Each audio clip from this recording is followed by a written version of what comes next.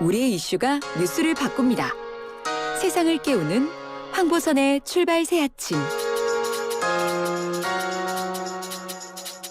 이 시각 가장 많은 관심 받고 있는 뉴스 만관유 시작합니다. 이현우 아나운서 어서 오십시오. 네, 안녕하십니까. 이현웅입니다. 첫 번째 소식 뭡니까? 네, 주말에 걸려온 의문의 전화입니다. 의문의 전화라? 예. 이게 무슨 전화 말씀하신 거예요? 혹시 주말에 지역번호 02-780으로 시작하는 전화 받으셨나요? 저는 못 받았습니다. 못 받으셨습니까? 예.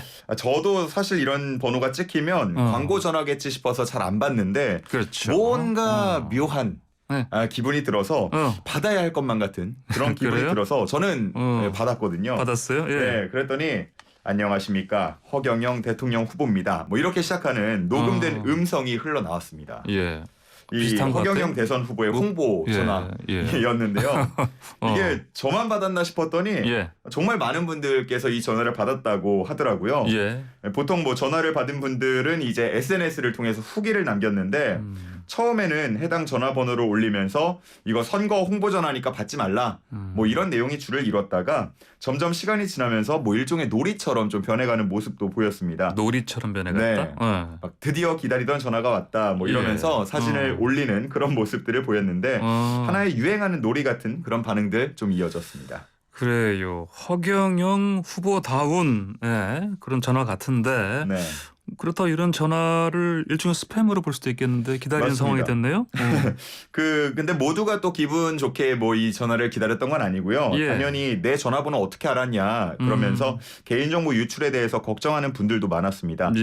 허경영 후보 같은 경우는 지난 4월 총선 때에도 이와 비슷한 투표 동료 전화를 불특정 다수에게 돌린 바 있는데 그러다 보니까 선거법 위반 아니냐 이런 지적도 이어졌습니다. 그러게요. 지금 아직 선거 기간 운동 기간이 아닌데 이렇게 전화해도 되는 건가? 이게 좀 애매한 부분이 있긴 한데요. 일단 해당 전화 내용을 끝까지 들어보면 뭐 코로나로 힘든 국민에 대한 위로라던가 대한민국의 미래를 바꾸기 위한 첫걸음은 용기 있는 투표다라면서 투표를 독려하는 내용이 주로 나옵니다. 그래요. 그러다 보니까 이걸 순수한 투표 참여 동료로 본다면 선거법 위반에 해당하지 않는다고 보여지고요. 실제로 허경영 후보 측이 지난 8일 선관위를 방문해서 이 전화 내용이 선거법에 저촉되는지 사전 확인한 것으로 전해집니다.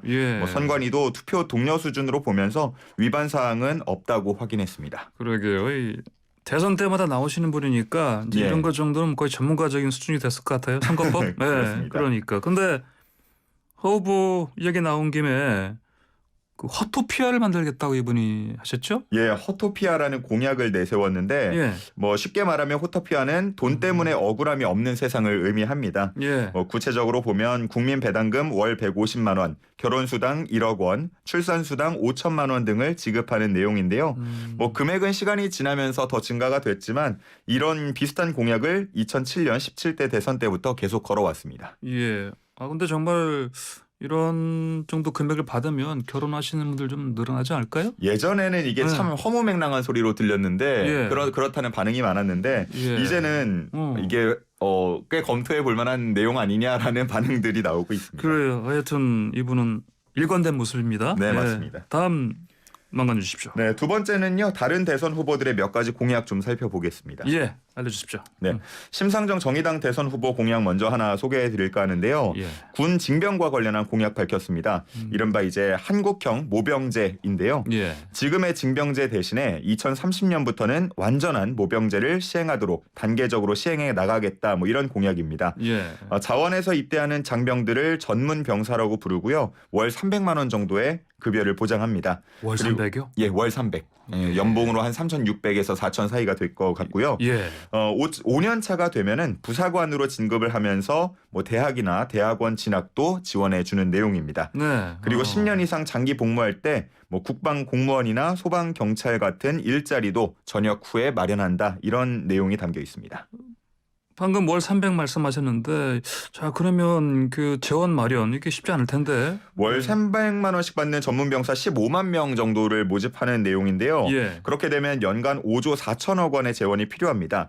근데 현재 징집병 20만 명을 줄이는 내용도 함께 포함이 되기 때문에 뭐 실제로 필요한 추가 예산은 한 연 3조 원 수준이라고 설명을 했고요. 이 부분에 대해서는 뭐 항공모함이나 SLBM 같은 예산에서 좀 합리적으로 재분배하면 마련하겠다. 마련 가능하다 이렇게 보고 있습니다. 아, 그래요.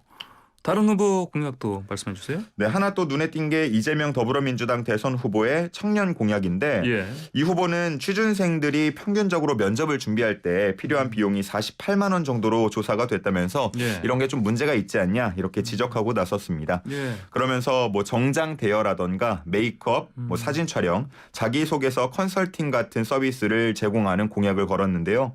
뭐 이와 함께 공공부문 면접수당 지급을 의무화하겠다. 뭐 이런 내용도 함께 밝혔습니다. 면접할 때 48만 원이 든다. 이현웅 아나운서도 그만큼 들었어요? 저도 취준생 때 한번 생각해 보면 뭐 예. 초기에 이제 정장이라던가 넥타이라던가 이런 거 살 때 비용이 꽤 많이 들었던 것으로 기억이 들고요. 예. 뭐 자소서 같은 거는 저는 이제 여유가 많이 없다 보니까 그냥 스스로 혼자 하는 편이었는데 예. 합격률이 나쁘진 않았습니다. 아, 그래요? 그래서 사실 제 예. 주변의 후배들한테도 예. 이거 자기소개서는 자기가 써야지라고 그럼. 이렇게 추천을 많이 했는데 예. 사실 이 취준생분들은 남들이 다 하니까 나만 안 하면 좀 불안한 면이 있다라고 하면서 어쩔 수 없이 돈을 좀 계속 쓰는 그런 그래요. 구조가 되어 있는 것 같습니다. 그래요. 참 준비할 게 많네요. 요즘 취업하려면. 맞습니다. 그리고 청년하면 또 떠오르는 분이 아마 홍준표 의원이 아닐까 싶은데 예. 이전에 예고했던 청년의 꿈 사이트를 지난 14일에 오픈을 했고요. 예. 지금 청년들과 질의응답을 쭉 이어가고 있습니다.